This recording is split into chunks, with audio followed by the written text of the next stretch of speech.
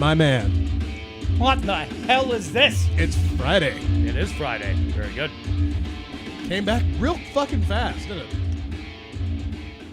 Not fast enough. Not fast well, enough. yeah. Ever. That's a good point. It is Friday. It's the Mead, Metal, and MMA podcast. Thanks for you heathens coming by and hanging out with us on a Friday evening or whenever it is you tune into this. Doing all the awesome shit that we do. Some of you maybe it'll be a Monday.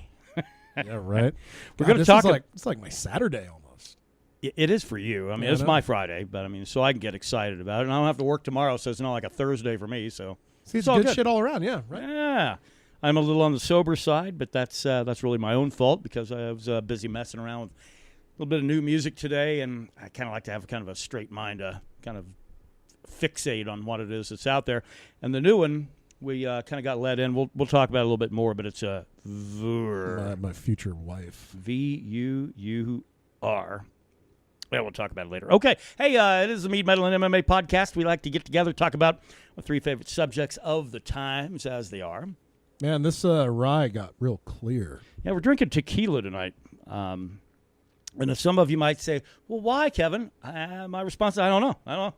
I really don't know. Because I like to party. It's, because we have almost a full bottle of Hornitos that was in the liquor cabinet and just you were just sitting on that then? It just magically appeared. I don't know. Fucking A. So I will gladly drink magically appearing booze. I actually think that it might belong to a German lady that came over and wanted some margaritas one time, and and there it is. So, and not like we're going to drink an entire bottle. I mean, shit, we aren't bullfighters. How'd it go? That's all you're fucking getting out of me, sir. How'd it go? Oh, terrible. Okay. Well, I fucking hate tequila. Oh, well, that's isn't your last man, I'm name? really sorry. Isn't your last name like Spanish? For gambling, a card game. That's wow. Just tastes like being 19 again. Oh, sorry about that. Tastes like a lot of mistakes. It does. Like that was my dread. first one of the day. Yeah. Why? Well, okay. Looks like I've got my work cut out for me then. Piss and bollocks. Damn. Well, anyway, I think that was like my first shot of tequila in like 15 years. So. Oh, really? Yeah. I'm fixing to do one here in a minute. Figured I'd let you get your bearings about you before I go. Bearings received. All right. How was your week? Good. All right, good. Hired a... no, I always got like at least one like work story. Right. Hired and trained a ginger bloke. We've now doubled our numbers at our job. Didn't we mention this fellow last I think we did, but his training Now, then again, we did 2 podcasts last week. Oh, right. We might want to address that before anything, actually. That's actually a good point.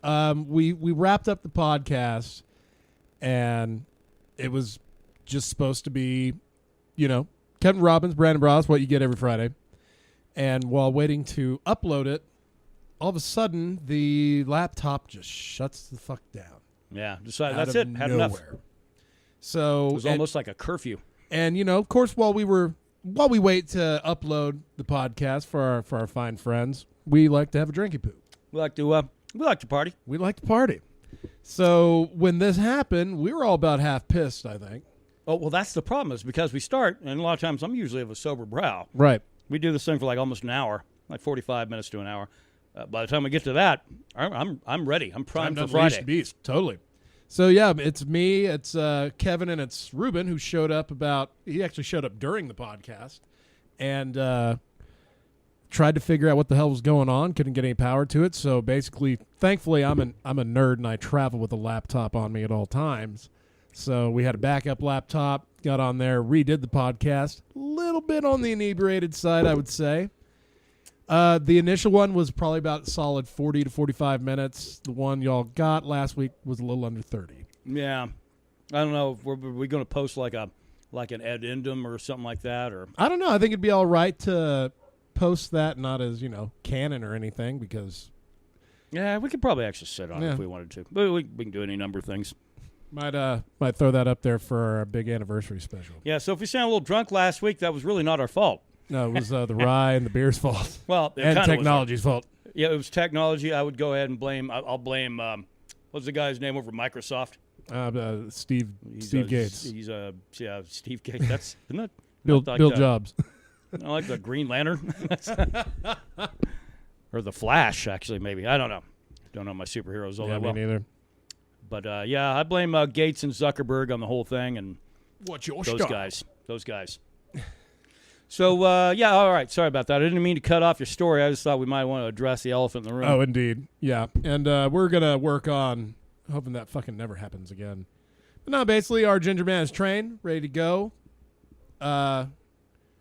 Seems like he's 19-year-old and engaged. Why would what?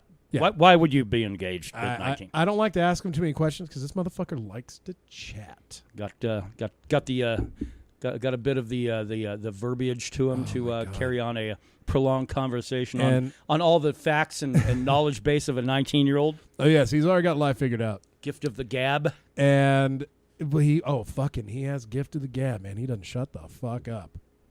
He told me tales of everything from his first suicide attempt to the time he played Counter-Strike in a fucking tournament here at the Yam. See, I wouldn't be good at that shit. I'd be like, suicide? So you gave up? Yeah, I was terrible at it. I was just like, wow, that's heavy, man. And I said it about like that. Yeah. You know, I mean, he's a good kid. All I care about is that he works Thursday night, Friday night, and Saturday night. Yeah. He can talk to whoever the fuck he wants because if he does a job, I should never see him. Yeah, well, that's the thing. Yeah. Didn't you say you were like wanting to bring him around? I was like, wait a minute, how would that be possible? Oh, no, just to strengthen the numbers, if anything. Numbers of gingers in the yeah. same Sadly, same this place. guy is like 6'4", but has a head that should be on like a 5'4" individual. Oh, he's a pinhead. It's like he's a squashed head. He looks like Stewie. He's like Stewie head. Yeah, so he would have had a job in a circus like 80 years ago. Yeah, like Quasimodo without the wonky eye. Yeah. And pay like a 5 cents to see him in a tent. That's right. The man who the sun can't kiss. I don't know why I went so dark on that, but all right. Let's get into what we have this week. The Mead is where we start. We have, and by the way, if you keep hearing a slapping noise, it's probably because we're trying to kill some gnats that have infiltrated. We're currently fighting for our fucking lives over here. Mosquitoes. Jesus Christ, that's a mosquito. All right. We've had like weird, like unprecedented rains for like the last 50 years in eastern New Mexico. We've set records. I mean, and as such, everybody around here now is having to deal with like gnats and mosquitoes, which we don't have to deal with in this part of the country ever. Right. And now that's a thing. So huge fucking issue. I know people in the Midwest are like, well, now you know how the other half. Yeah, I know. But we live out here for a reason. Yeah, so go fuck yourself. We want it to be dry. We want it to be bug-free. Yeah. Yeah, I mean, give me the scorpions and tarantulas. That's what we're used to. I'll deal with snakes. I mean, I fucking hate them, but I'll deal with them over goddamn insect infestation. Yeah, that's right. Mead side of everything, we have Longships is now 1 week underway. I think we have... It has sailed? Yeah, we've been hitting it with the nutrient and the energizer all week and every other day. Give it a good solid shake, getting it raring to go. Probably about another 2 weeks in primary. We'll probably move it over to another primary, and then that's where we'll flavor. Add the spiral. And then probably 2 weeks after that, then we'll move it to a carboy. And then we'll start racking it to clarify at that point. That's beauty of long shifts, man. It's really, at its heart, a simple batch. Yeah, it's not overly complicated. The good news is, for those of you that say, I like long ships, I also like Troublemaker. Well, starting 1 week from yesterday, I think next Thursday, we're going to go ahead and get the next batch of Troublemaker started. Now, that one does require flavoring at the very beginning of the process, which is why it's got a very different... if you want to say muddied flavor, that's fine, but it doesn't matter. It's a spiced mead, so therefore I don't have to worry about where I put it in. I can put it in the very start. I can put it late. It doesn't matter. It's just easier to go ahead and kind of just get everyone make the getting to know each other. Sure. Yeah, I make a concentrate in order to put together that particular spiced mead, and we put it all together. Secret fucking ingredients, by the way. Kind of. I mean, people can taste. They know what's in it. Oh, sure. They know it's got cinnamon in it. They know it's got clove in it. Beyond that, it is kind of a mystery, but that's fine. Blood of innocence. We'll be the tears of gypsies. Oh, man, I'd drink the fuck out of that. But that one's going to be coming together next week. And so with the goal of hopefully maybe having it ready before the end of the year. It'd be nice. It'd be nice to have it rocking before my birthday. Yeah, and I really kind of want to slap a 2017 tag on it, and that's the other thing. Yeah. So, I mean, dating of Mead it's not nearly as, See, when you go to dating wine, you want people to know, hey, this one is actually aged this many years. When it comes to mead, you know that thing's in its wheelhouse in 6 months, maybe a year. Right. You know, The height of deliciousness is pretty quick. And unless you really like syrup, then probably in 3 years it's going to start hitting a consistency that you're not accustomed to. Sure. As I've seen in reserve batches. So anyway, yeah, long ships now. Troublemaker next week, and that's it for our 2017. I foresee us starting another batch. Wrapping her up strong. It's been a good year. Yeah. I mean, and hitting our strengths isn't a bad thing either, because Right. The last one was Green Man. We finished off. Long Ships is a popular batch. Troublemaker's a popular batch. You know, so we're going to wrap up 2017 with our 3 strongest batches we have. From Green Man to Long Ships to Troublemaker. Yeah, that's back to back to back. I want to move along, not so much because I don't like talking about meat. I enjoy it truly. No, it's just when we have a batch going, there's not a whole lot to discuss. Well, and the metal side is going to take us a little longer this time, I think. Yeah, because there's a lot of shit going on. So let's segue right into the second of our trifecta. Metal. Hey. Anything important on this date in history? Not really. It's kind of been it's like, unless you want to know that Buddy Holly had his last recording session before he died. That's cheerful. That is cheerful, yes. Perfect Circle put out a new song this week. They're playing Albuquerque soon, yeah? They might be playing Albuquerque like next week. I think it's the 27th. A Friday? Don't quote me on that. I'm not sure. Okay, well, we're going to have to do I know some it's digging. Coming up. It's coming up sooner than I expected. Okay, well, all right. Yeah, but it's called The Doomed. Apparently, they're going to be putting out a new album. I don't know if it's at the end of this year or the beginning of next year. But, man, thank the stars for brand new APC music. Fucking a huge fan of APC. Yeah, and a lot of people are. I mean, and rightfully so. They seem to put out more music than Tool does. And they share the same singer. Tool's better known, but, man, Perfect Circle is definitely a lot more consistent, which then leads me to think, okay, so it's obviously not What's-His-Face, the fucking lead singer. Maynard. Yeah. It's not him, right? I don't know. I used to think it was, but they put out regular music all the time on a Perfect Circle, so yeah, I mean, they put out Tool? Well, this is if they put out a new album, this will be either their third or their fourth if you count a cover album they did. Yeah. Put out Murder Numb in like 2000, and then put out one that came after that Weak and Powerless on. I think that came out in 2003, 2004. Put out the cover album that had their cover of Imagine on there in like 2005 or 6. Came out pretty quick after that, and then nothing. So it's been over 10 years since an APC album. It might even be maybe more it than is 10. Maynard then. Maybe it is because I think it is. Well, that motherfucker does so much. I mean, he makes wine. He's got a winery here in fucking New Mexico. Really? Yeah. Which one? I knew I'd put you on the spot. See, I was like, "That's it." I know he has which it. it is. I know he has it because he bottles a wine that has New Mexico grapes in it. But that's his thing now, and worrying about the current state of the world. Training German shepherds. Yeah. With his man husband. Oh wait, no, that's Talladega Nights. Never mind. That's my bad. But no, I mean he's just super busy, and he's fronting 2 bands that have a very deep fan base. You know. Well, yeah, I know, but maybe get off your ass once in a while if you have that kind of a fan base for 2 different bands. Well, the thing is, Tool fans, they're kind of like Winter Sun fans. You can step all over their faces as long as you give them a new album and promise it.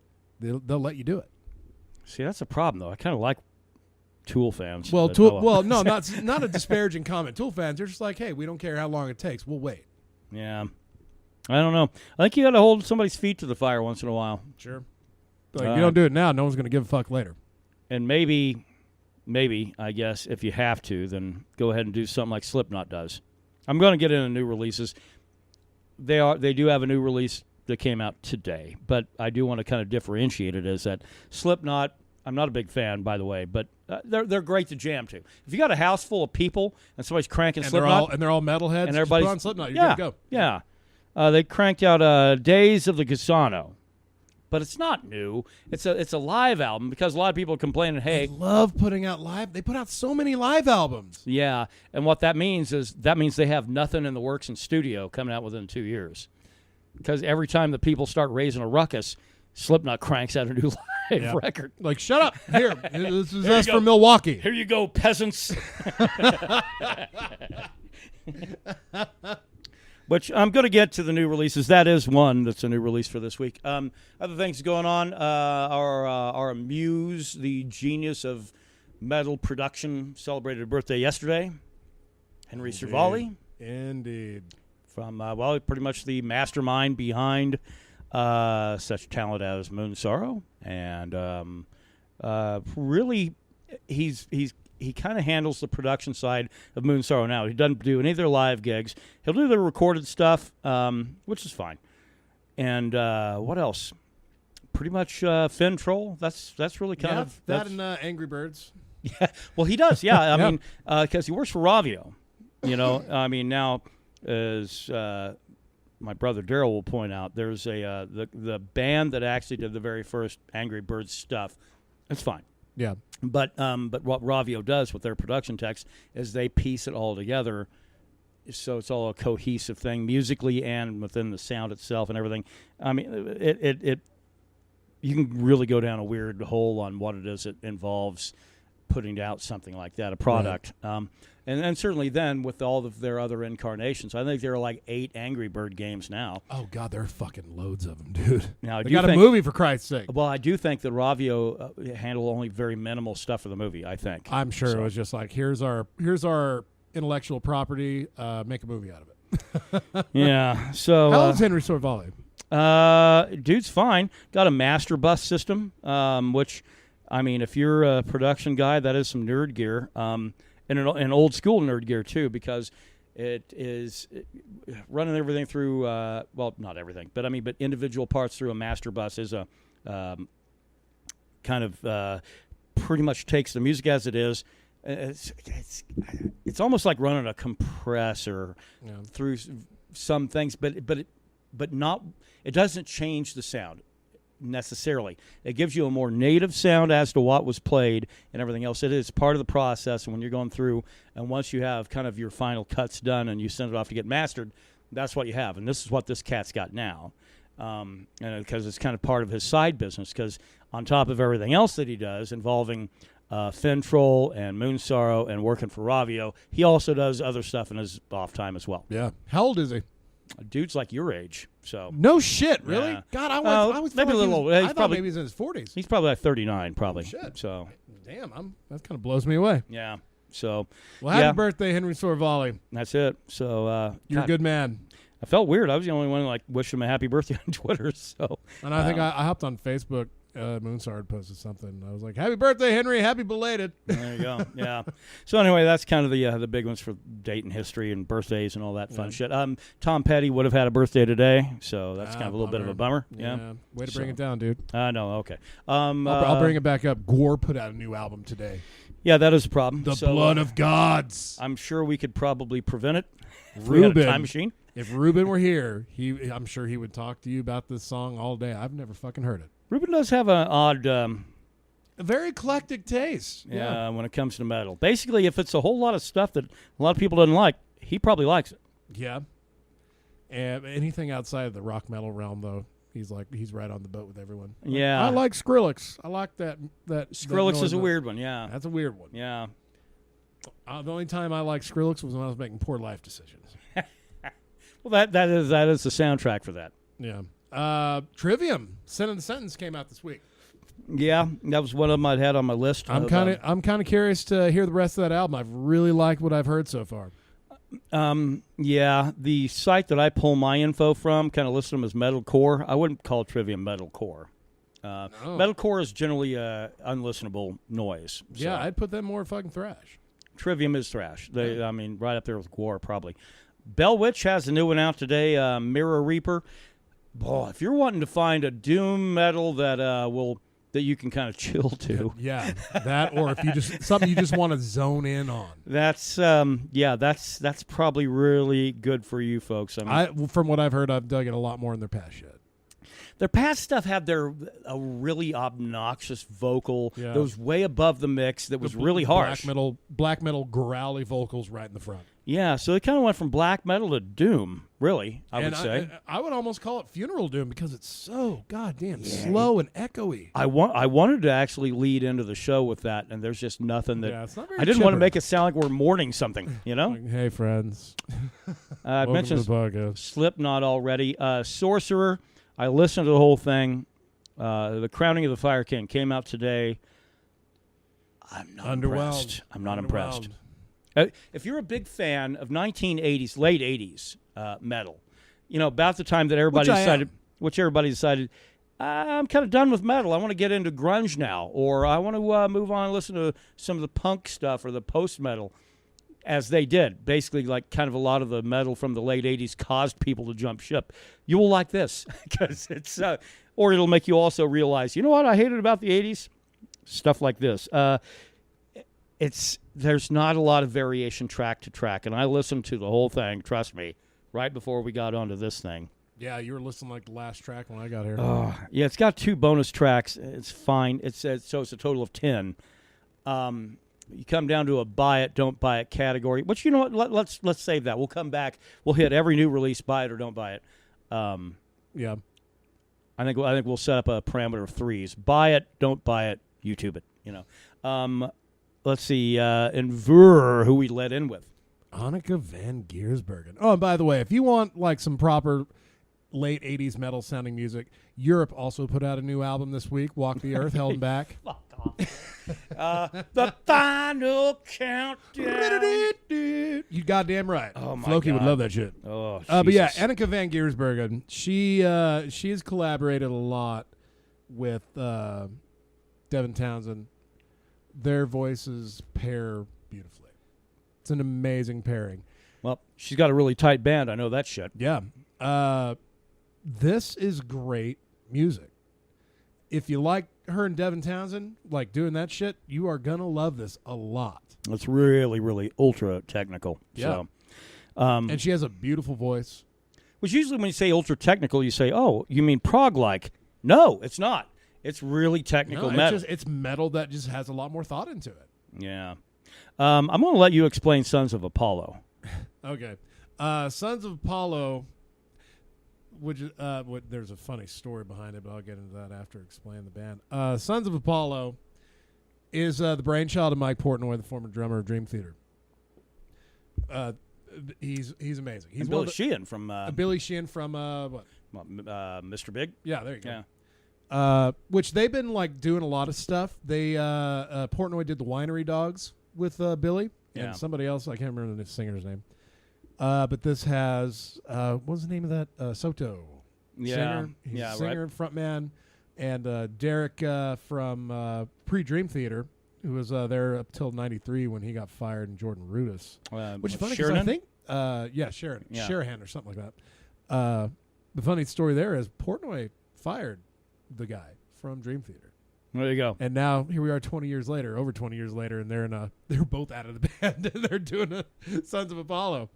When you hear everybody that's involved in this, you expect huge shit. I had high hopes for this album. Well, every time anybody says, hey, it's a super band, I do. My expectations immediately rise above. Especially when you have a lot of these prog gods in this band. Yeah. A lot of really talented guys, and the end result is kind of lukewarm.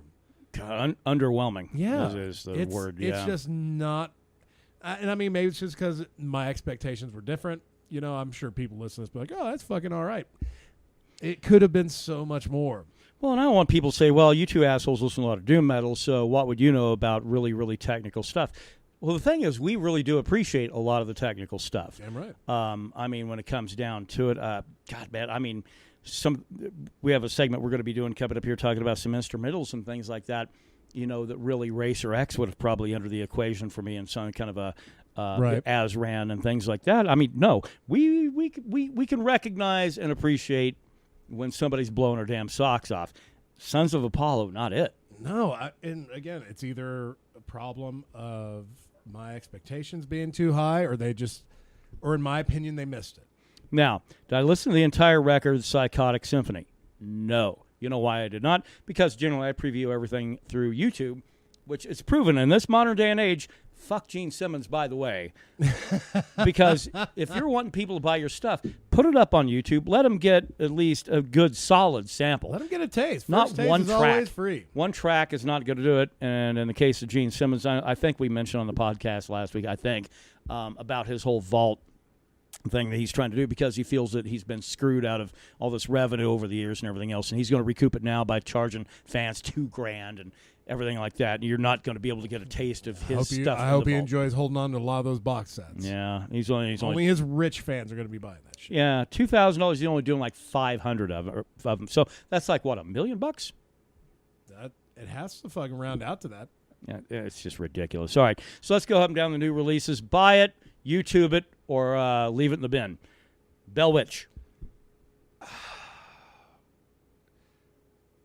I say buy it, but I buy it on vinyl because that artwork is fucking amazing. The artwork's good. And say the music within is pretty good. So yeah, God, if you're too happy and you want to get brought down, that one's not bad. Otherwise, leave it in the bin. Slipknot, Days of the Gusano. YouTube it. Yeah, it is live. It is live. It ain't bad. Sons of Apollo. What's the third option? I don't want it. Leave it in the bin. Leave it in the bin. I go leave it in the bin on that one. Sorcerer, Crowning the Fire King. Buy it. YouTube it. Leave it in the bin. I say you YouTube it, make your own choice, and then maybe buy it afterwards and leave it alone. YouTube it and then leave it in the bin. Yeah. Trivium, The Sin and the Sentence. From what I've heard, buy it. I would go YouTube it. And VUUR, In This Moment We Are Free. Buy it. Buy it. I would go buy it. Buy it. All right. Now, Brandon kind of made everybody do a little bit of homework. I think posted like over a week ago. That's right. I hope everyone has learned. We're going to get to it now. And by the way, we always love input. So on the post that we'll have up for the link for this particular podcast, it'll be on our Echoes of Ancients page. Let us know there or post on YouTube. It's fine. We read everything. We check out suggestions. Yeah. So what we have, I'll let Brandon take it away because I don't want to steal his thunder. That's right. This was all my idea. Okay. I'll say my number 3. We're doing top 3, right? Okay. What we're doing is we're doing the top 3 instrumentals. Top 3 instrumentals, not just metal though. Yeah, metal or rock. Metal or rock. Okay. In that ballpark. Okay. So I'll say my number 3, then you can give yours vice versa. So I shouldn't say anything like Stevie Ray Vaughan or anything like that.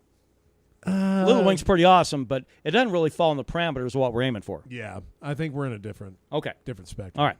So top 3 instrumentals. I'm going to start with my honorable mention because it didn't fall in my top 3. Honorable mention. Okay, I'm all right with that. Okay. My honorable mention is, fucking lo and behold, Nottingham Lace by Buckethead. Yeah. The guy grows on me. I always forget about him until it's time to talk instrumentals. And right. Well, we listened to Soothsayer last night. Yeah. And that, dude blows you away. Nottingham Lace is really actually kind of good if you want to get your toes in the water on this guy. So I would check it out. Buckethead, and just as it sounds. My honorable mention is going to be Joe Satriani, Flying in a Blue Dream. Okay. Well, that one makes sense. Yeah, it's from 89, I think. 89, yeah. It was the second album after Surfing with the Alien, right? Yeah. Surfing with the Alien was his first one. It's great. Joe Satriani. Joe Satriani. Joe Satriani. Park your car in the yard, get a beer. Starting to sound like Captain Janeway. Anything Joe Satriani puts his hands on turns amazing. This is just my favorite one. All right. So now we move past the honorable mention of the top 3 instrumentals in metal or rock of all time. What do you have, sir? Number 3. Number 3 for me is Transylvania, Iron Maiden, going way back to their first record. That's a damn good one, too. Steve Harris at his best. Really. Right. Are you talking like a guy that kind of set the tone? Everybody said, "Oh, the bass is no longer the boring instrument," and metal. So Transylvania. I was kind of torn between that one and the one that was on Power Slave. It slipped my mind. It was right there on the edge of my tongue. But nonetheless, it's I would go probably Transylvania. It's a great period kind of instrumental. And it kind of lets you know what instrumentals were in the 80s for the nascent scene for metal. Right. I would say. What's your number 3? Eruption, Van Halen. Yeah, Eddie Van Halen's got to be. If it's not somewhere in your top 10, you're fucking obviously you just hate Eddie Van Halen, which that's why he wouldn't be in my top 10. I love Eruption because I really got to listen to it hundreds of times when it was on Guitar Hero. Yeah, which is really for a good while is how I found a lot of new music. I claimed to be a guitar player in the 80s, and everybody had to whip out their own version of Eruption constantly around. If you're a teenager in high school in the 80s, that was just how that broke down. Is that everybody had to crank out their own version of Eruption, and I don't know. I loved it, and I thought we might have the greatest guitar player ever playing in Van Halen, and I was right. The problem is he's also a massive dickhead and a huge alcoholic. Yeah, which is interesting when you start looking at why they end up firing their bass player. Fuck that. All right, let's not go there. Let's not go there. Number two. I want to stay true to the roots of the show, and it is one of my favorites, and that's The Cliff by Pelican. Oh, wow. Yeah.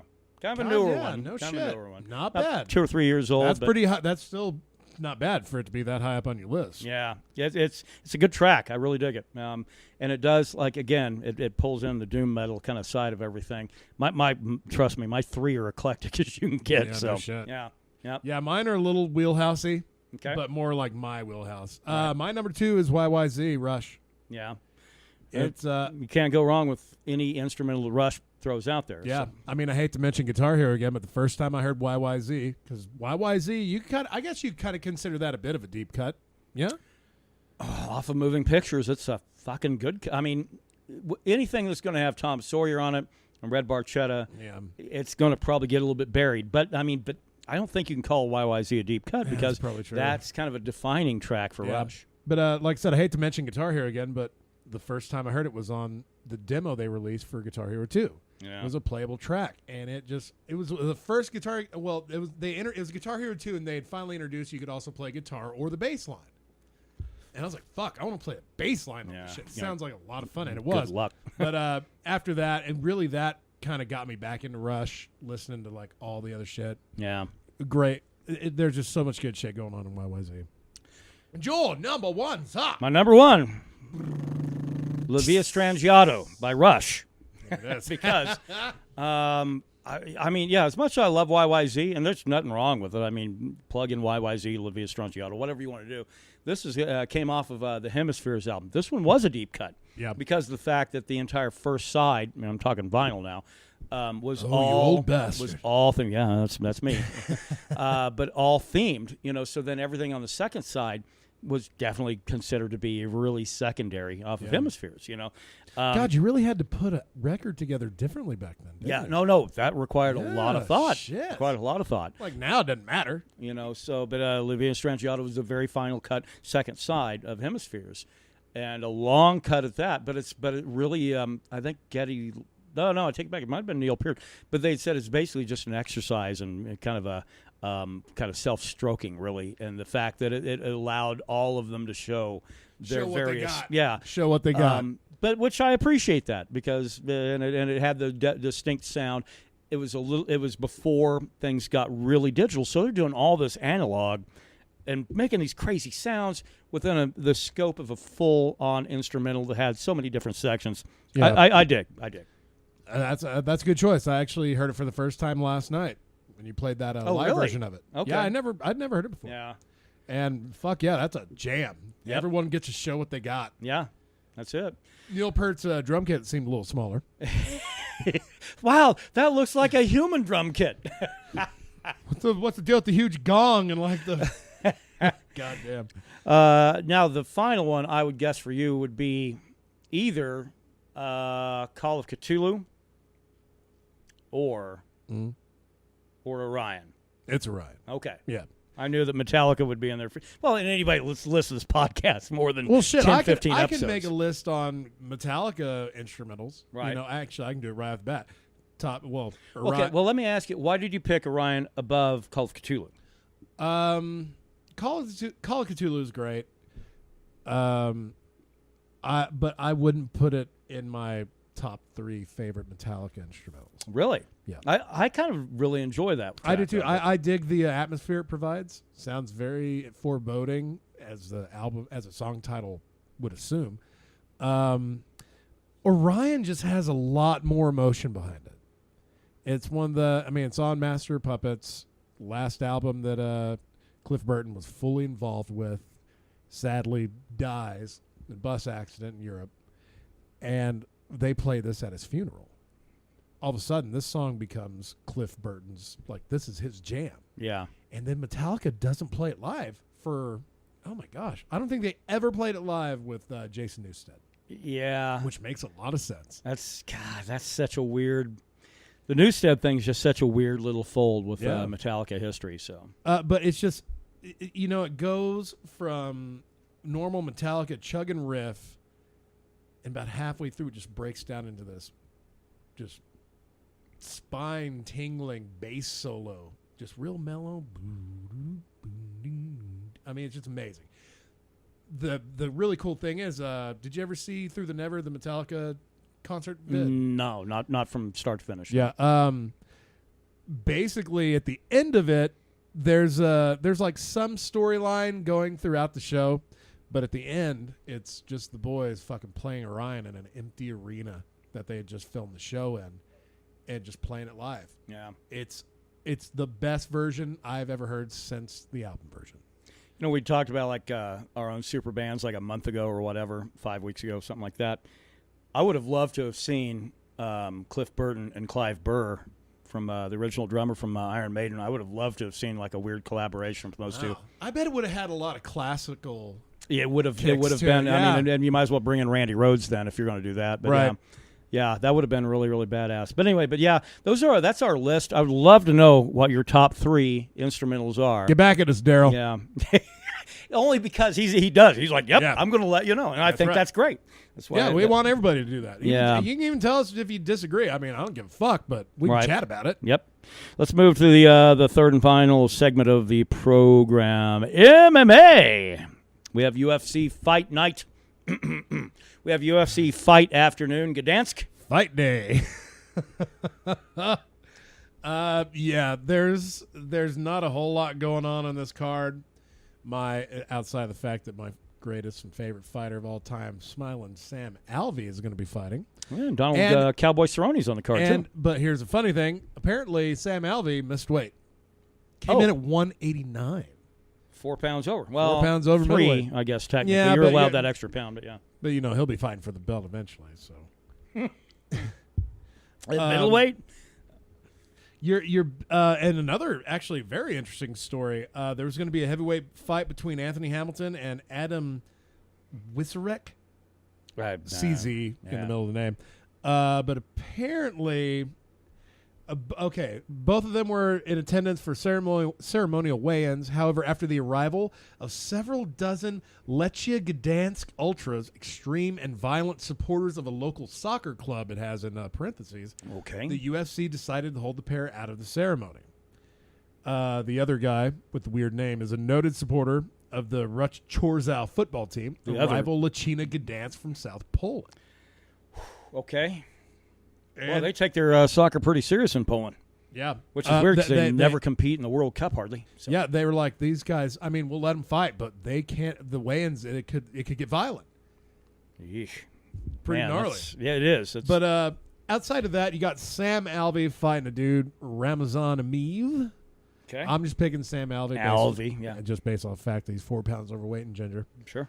There's really only 3 other fights that are kind of, in my opinion, worth watching. Okay. Jan Blachowicz fighting Devin Clark. I'm going Blachowicz all the way. I might be saying that. Blachowicz, right? Or Blachowicz. Yeah. Well, yeah, but Devin Clark didn't. I I'm actually not sure on that. The name rings a bell, but it's not Well, coming up. they're going to be fighting a lot of randoms on this card. Okay. Well, yeah, it's an Eastern European card, so. Yeah, as it seems like we just want all the local talent to come in and help us out on this card we don't want to put a whole lot of money into. Right. And I'm not sure if let me check here and see if he has fought with the UFC. He's had 3 fights with the UFC, lost his first one, and beat Josh Stansberry and Jake Collier Okay. on the Johnson Reyes card. Right.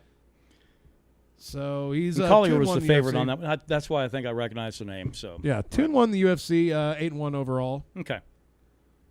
Co-main event is going to be Jody Escobar fighting Karolina Kowalkiewicz. I know. Well, that's the way you'd say it if you were from Chicago. Yeah. But since she's a Polish fighter from Poland. Yeah, Kowalkiewicz is the pronunciation. So, Karolina's she's heads above almost everybody except for the champ.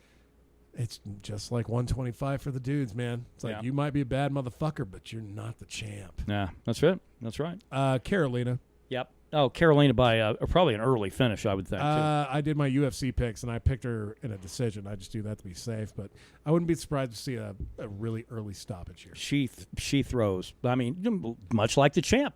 Yep. And really, when they fought, Christ Almighty, that's the only time we've seen Joanna Jędrzejczyk almost lose. Yeah. I mean, that's the closest I think I've seen her come to losing. And main event, Donald Cowboy Cerrone. Albuquerque's Cowboy fighting Darren Till. Fighting a guy I've really never heard of, and then this guy has been running his mouth. I think it's the new UFC equation. To sell a fight, you get that fighter to run his mouth. You talk shit. Darren Till, good luck, man, because you're going to need it. I think Cowboy Cerrone is going to utterly just put him on his ass, and he's going to put him on his ass early. And I think Cerrone needs an early finish just to kind of keep doing what he's been doing. Yeah. Darren Till is undefeated. Yeah. Has had 4 fights in the UFC. One of them ended in a draw, the fight card they had in Dublin. That Holohan Louis Smolka card. Other people, and he after the Dublin fight, he didn't fight for another year and a half. And he's only had 2 fights since he's fought twice this year, but no one of note. This is his first. This is a big test, man. Big test. Well, good luck because you're going to need it. Because I think that Cerrone is just going to dominate this one. I think as long as he didn't spend any time on his goddamn hoverboards. He actually, from the best I can tell, he was on Santa Rosa Lake about 3 weeks ago. But after that, a lot of it was nothing but just gym. Did he spar? I don't know. That I don't know. That's a huge thing now for me when Cerrone fights. It's like, well, did you actually get some contact going on? I don't know, but see that when he's whipping when he was whipping everybody's ass when he first moved up to welterweight, he wasn't sparring then either. Yeah, but now he's lost 2 in a row. Yeah, that is a problem. I mean, I still think he beat Robbie Lawler. I think he beat Robbie Lawler. It was a close fight, but I still had it 2-1 for him. Yeah, he did. He definitely lost Jorge Masvidal though. If he fucking gets beat and dare say he gets finished. What does that say for Cerrone? Yeah, I think it's about time for him to start looking at Bellator. But no, if he loses this one, then he deserves to start having to really get worried. So I mean, this guy's gotten fight of the night 3 times, knockout of the night 3 times, performance of the night 5 times, and submission of the night 2 times. It is not like this is a guy, Cerrone. Oh, yeah. I was getting ready to say, whoa. Yeah, it's not like this guy is a boring fighter. No. And he has so many sponsors that the UFC are like Monster and Budweiser. Yeah. Well, dude's getting paid to fight in the UFC. He is a noted slow starter, even by his own admission. So I think that he needs to probably figure out Till real fast. Now, Till's a stand-up guy. No ground game. 0. Yeah. So look for Donald Cerrone to try to take this in the ground, and he's going to start working on some jiu-jitsu, I bet you. I have it Cerrone in the second. I think a sub in the second. Yeah, I got it sub in the second. Yeah. Other stuff going on in the world of MMA. Are we done with the Gdansk card, probably? Yeah, outside of that, I mean, there's just really not a lot. Warley Alves is on the card. Yeah. You basically got a lot of people that are either fighting for their job or just haven't fought in a while and need a fight. Right. OSP is replacing Patrick Cummins at 217. I guess Patrick Cummins has a staph infection that even antibiotics can't deal with. So he had to be pulled from fighting Corey Anderson. Yeah, we'll talk about 217 in a couple of weeks down the road. Yeah. But yeah. Nogueira got pulled from a UFC on Fox card after pissing dirty. Yeah. Little Nog, right? Antonio Rogerio. Yeah. Which, that's not really that shocking. Dude's up there in age, but Brazilians start getting older. They've got to find other ways to try to get things. Not even just Brazilians. I mean, shit. John Jones, if you want to make that argument, he's only 30. yeah, fucking Khabib is really campaigning for a fight with Tony, so McGregor can fight Nate Diaz. Which No. You're not going to fucking plan any huge fights around this guy. Dana White's kind of done with Khabib. Khabib's going to have to. He's in the same camp as John Jones now. Yeah. And he's an active fighter. It's just like, I can't depend on you. Right. Let's talk about some nonsense going on. Cyborg's nonsense. You have the 145 champ, women's champ, quote-unquote women's champ. You got Chris Cyborg Santos. Going to be fighting Holly Holm. She's going to be fighting Holly Holm. And, well, that hasn't been announced yet. Well, that's presumed. Allegedly. Says that she wants Holly Holm to get tested. Okay, Holly Holm's never pissed dirty. No, and has actually been tested more than Cyborg this year. And Cyborg has. By the way, Cyborg has been popped. Holly Holm not been popped. And you know me, I'm not a fan of Holly Holm, but I will point out factually. Holly Holm's a homewrecker. Yeah. She ruins families. That's right. But no, man, Cyborg, she's pissed hot. So you got to look at it and say, wait a minute, why is she doing this? Her complaint is that USADA's come by and woke her up at 6 a.m. a couple of times. Well, they want to get that early morning pish. Yeah. But I mean, and then how does she know that Holly Holm's not also out of competition getting tested bright and early in the morning? I'm sure she is. I'm sure they all are. Every fighter probably feels like, oh, you're just fucking doing this to me. But again, her argument holds no water, because first she was like, well, I'm sure Holly Holm isn't getting tested as much as me. And Holly's like, I've been tested 9 times. You've been tested 8. Yeah. And then it was like, oh, well, I'm sure it's not at 3 or 6 in the morning. Like, well, yeah, every once in a while it is. Who knows? Because that's when your piss has everything that is in your body. That early morning piss is great for tests of all sorts. But it's ridiculous. It's just Cyborg trying to build a fight. That's what it is. And then Cody Garbrandt's nonsense. He's got a fight coming up against T.J. Dillashaw, and he's already calling out Demetrius Johnson and Conor McGregor. What? Yeah. He's willing to fight 125, move up to 155, but other than that, he's fighting as 135. He basically just wants money, is what he wants. Well, when you're young and stupid. Well, he's a bit of a dullard. Stupid is that's wrong. I mean, he's just slow. That's all it is. I think dumb. That doesn't necessarily really put it. That's right. Him. Did you hear that, Cody Garbrandt? I'm calling you dumb. You're kind of dumb. I don't think you've read a lot. I don't. Well, I mean, if you can't read, then what are you going to do? But he does have a fight against T.J. Dillashaw, so obviously his shit-talking involves looking beyond T.J., which I wouldn't do. Well, see, here's the thing. He made Dominic Cruz look like an amateur. Yeah. No one can take that away from him. No. Dude has got skill supreme. Now, but if it's part of his fight game, okay, keep it up, but you best not be looking past T.J. Dillashaw. Do not. This guy is a dream wrecker. Yeah. He will set your career back. Henan Barral. If you can find him. Yeah. Well, he's probably in a fat club somewhere. I think he's chunking up for 155. Yeah. All right. That's all I've got for MMA this week. Yeah, I mean, outside of... of course, we're talking about Conor McGregor and GSP. Conor McGregor and so many other fucking fighters.